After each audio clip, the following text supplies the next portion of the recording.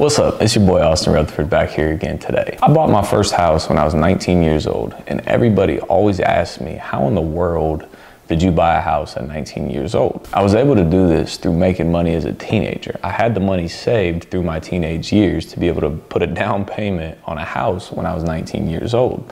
So I'm gonna give you 7 ways that you can make $10,000 as a teenager, and 5 of those ways I've personally made money doing. There's always a hustle at the end of the day. You can flip couches, you can flip shoes, you can flip cars, you can flip candy. There's always a way to make money. It's just up to you if that's something you actually want to do or not. And if you're an adult watching this, make sure you have your kids watch this video and you stick around till the end so I can show you a secret and something that massively helped me, that my parents did for me when I was young, which I hated at the moment, but it was a huge blessing for me in the future. So stick around. So first thing for me, it was cutting grass. It was mowing lawns. To make $10,000 mowing lawns, you need to cut 400 lawns at $25 a pop. $25 a lawn means that you have to have 20 lawns for 20 weeks. So you got to cut 20 grasses every single week for 20 weeks to make $10,000. That's not that difficult to do. But keep in mind, if you're cutting that much grass, there's probably going to be some times where your friends are out kicking it, or they're out on the weekend having a good time, or going out and playing basketball, or going out and partying, where you're going to have to be working. You know, that's part of the sacrifice you're going to have to make. You're not going to have to sacrifice your entire life. Maybe a few hours on the weekend. It's not going to kill you, but it'll set yourself up for the future. For myself, when I was younger, I didn't have 20, 50, 100 lawns to do. I cut 5 to 6 lawns every week when I was younger. But that, on top of the other things I want to share with you, adds up into a lot of money, especially as a teenager. And I know if you're sitting there thinking, well, I'm in Arizona, or I'm in Phoenix, or I'm in Cali, and I don't have grass to cut, I'm going to get to a lot more ways for you to make money outside of simply cutting grass. And speaking of cutting, YouTube always cuts me off. The way that they structure this is that the algorithm works when people like the video. So if you could hit the like button for your boy, that would be greatly appreciated so I can get some more of this content out to more people. Another way of making money is flipping candy. I know this sounds corny, but when I was younger, back in middle school and in high school, I would go to Sam's Club, I would buy candy in bulk, I'd buy a bunch of candy, and then I'd go to school and I'd sell the candy and the gum out of my backpack. So in class, in the hallways, I was always selling candy and gum. So I actually carried around 2 backpacks with me, one for school and then one with full of money and candy and gum. So I actually ended up getting sent to the principal's office for doing this. So I walked in, I was really tight with my principal at the time. He's like, "Are you selling drugs, Austin?" I was like, "No, I'm not." Opened up my book bag, I was like, "I'm selling candy." He's like, "Well, you need to stop doing that because it looks like you're slinging dope out of your backpack." So unfortunately, that was my end of the candy era. But like I said, I did it for probably 4 or 5 years when I was younger. Another way that I made a bunch of money was selling Buckeye necklaces. So this is more of a niche in our market. You know, Buckeye necklaces is the Ohio State Buckeyes, the football team. So I would go out and find Buckeye necklaces, Buckeyes, put them on necklaces, and then go out and sell them. So again, this is the niche to Ohio, but every place has a niche. You can sell memorabilia, you can sell Buckeyes. Every place has a niche that you can tack onto. So like I said, I would literally ride down to the neighborhood park where there's a bunch of Buckeye trees with backpacks full of Buckeyes. I'd put them all in my backpack. I'd ride home. I'd wash all the Buckeyes to get the dirt off. And then I'd sit there and drill every Buckeye, every one. It took me forever to do this. And then I would put them all on a necklace. I'd make a Buckeye necklace, and then I'd go down to the Ohio State football and basketball games and sell Buckeye necklaces to people on the streets for $5. The crazy thing is I had a whole assembly line put together when I was younger. I would pay my friends $1 per necklace that they made. So they would go down and help me find the Buckeyes, they would help me drill the Buckeyes, and they would put the necklaces together with me. And I gave them $1 per necklace, and then I'd go out and sell those necklaces for $5 a piece at the football games.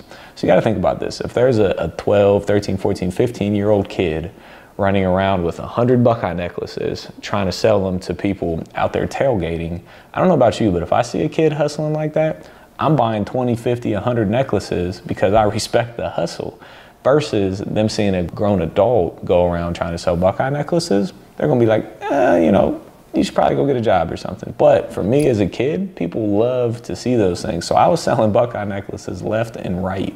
People were buying Buckeye necklaces, paying me, and then throwing them in the trash can. I got my money, so that's all that I cared about. Another area is shoveling driveways. I know there's some areas that don't get snow. Lucky or unlucky for me, we were one of the areas that did get snow. Every single time it would snow, or I would see that snow was coming, I would get up super early and go out there and start shoveling driveways. Because you gotta think, if it's a work day, adults are leaving the house to go to work. So one, you're gonna miss them. They're not gonna be there to say, yes, shovel my driveway, I'll pay you. And when they leave, they put a bunch of tire marks in the snow, which makes it more difficult to shovel. And all the kids, all the other neighborhood kids aren't getting up. It's a snow day, we don't have school. They're not getting up till 8, 9, 10, 11 o'clock. For me, I was up and at it. I was trying to get this money. Another way you can do this to make money is flipping cars or flipping sneakers. So I never personally did this, but a buddy of mine, I was talking to him the other week actually, and he said the way that he got into real estate investing is he flipped sneakers. And he flipped so many sneakers, he made $70,000 to start investing in real estate. Think about that, 70 grand flipping sneakers. I didn't even know that was possible till he told me that last week. But again, that goes back to learning a niche. There's always a niche that you can tack onto. Flipping sneakers was his niche. He became a genius in what sneakers are worth. Maybe it's video games, maybe it's memorabilia, maybe it's t-shirts, maybe it's hats, maybe it's cars, whatever it is. Become a professional in that area and flip things to make a ton of money.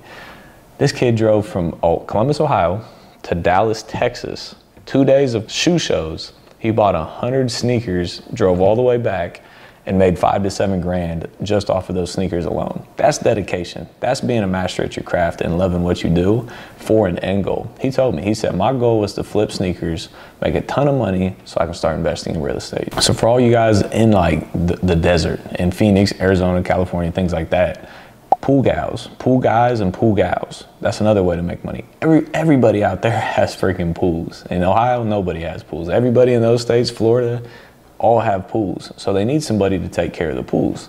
I've never done this, but I'm sure you can get 20, 50, 80 pools where you go to on a weekly basis and test the water and add chemicals and sweep up the leaves, whatever it is, you can do that and you can make money with it. And I've touched on this earlier, but selling memorabilia at sporting events. Find a way to buy things in bulk, hats, t-shirts, shoes, cups, whatever it is. Buy things in bulk that have that logo on it for that sport or that team, and then walk around the games at the tailgates and go out there and try and sell things. You know, buy it in bulk so you get a discount and then sell it at retail so you can make money on it. Last but not least, the tech world. We live in a world that's all online. E-commerce, drop shipping, tech, everybody is online and you can make a ton of money from sitting at your laptop pushing a couple keystrokes. You can make a ton of money. I got an 18 and a 19-year-old friend that just bought a McLaren off of Amazon drop shipping.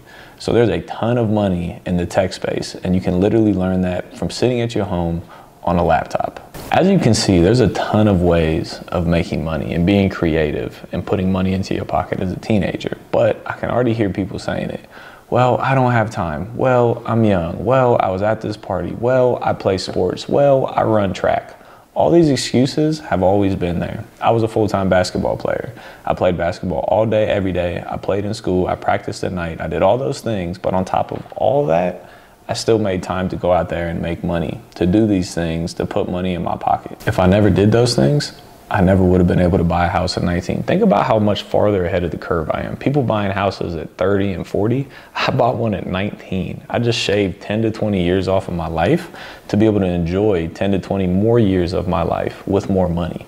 So the sacrifices you make when you're young to put money in your pocket can pay off tremendously in the future. I never would have been able to buy a house without doing that when I was younger. So from flipping things and all those ways of making money, and when I started valeting just out of high school, I had $30,000 saved, and that's what I used as a down payment for my first house. All right, I'm gonna give you guys a secret now. Kids and parents, listen up to this. When you do start making money as a kid or as a teenager, do not go out there and blow it on dumb things. Blow it on bottles, blow it on dirt bikes, blow it on ATVs, blow it on, you know, a new Honda Accord where you think you're king ding-a-ling at school because you got a new Honda Accord. Do not do that. I wanted to buy all those things when I was young. I wanted airsoft guns, I wanted paintball guns, I wanted this, I wanted that, I wanted everything you can think of. At the time, I was pissed off. But luckily, when I started making money, I had like thousands of dollars in cash sitting in my bedroom. I put it, I put it behind the picture so nobody could find out where my money was and nobody could steal it. So I had thousands of dollars just sitting around all over my house. My parents were like, hey, you need a bank account. You need to put this money in the bank. I wasn't old enough to have a bank account in my name. So my parents opened up a bank account on my behalf, and I started putting a bunch of money in there. And then it would come around, I'd be like, man, I really need a dirt bike. Like, it's $2,500 dirt bike. Mom, Dad, like, I'm buying this dirt bike. And they're like, okay, with what money? I'm like, what do you mean what money? My money. It's money in my bank account. And they're like, yeah, you know, I don't think that's a good way to spend your money right now. And I was pissed. I hated it because I worked all this time to make all this money and I couldn't even touch my own money. I was hurt. But looking back, if they would have let me blow my money on dumb things like that, again, I never would have been able to save the amount of money that I did, and I never would have been able to buy the house that I bought at 19 years old. I saved everything I could. You know, I did end up driving a Chrysler 300. I bought it as a sophomore in high school, which again is splurging on something that doesn't need to be splurged on, but it was such a great deal. I bought the car, I drove it for like 3 or 4 years, and I sold it for the same amount that I bought it for. So if you get an opportunity where it's the deal of a lifetime, where you literally cannot lose money, then yes, go ahead and do what you need to do and buy what you need to buy. But don't go out there and buy a Chrysler 300 brand new because you can afford it to be king dingling on campus, on your high school campus, and then go broke doing that. So don't do that. If it's an opportunity, do it, but do not buy things that you're gonna lose a ton of money on. Hopefully this brings some light, you know, to hustling and actually making money as a kid. Again, adults, if you're watching this, make sure your kids watch this. I promise you it'll change their mindset. You can stack money as a teenager to set yourself up better in life. So, like I said before, if you could hit that like button, YouTube loves the algorithm. Hit the like button for me, please, so I can get more content like this out there. Make sure you comment below. Let me know what your thoughts are. Let me know what your side hustles are, where you made money at when you were a kid. And then make sure you hit that subscribe button so you can get content like this in the future. Appreciate you being here. Peace.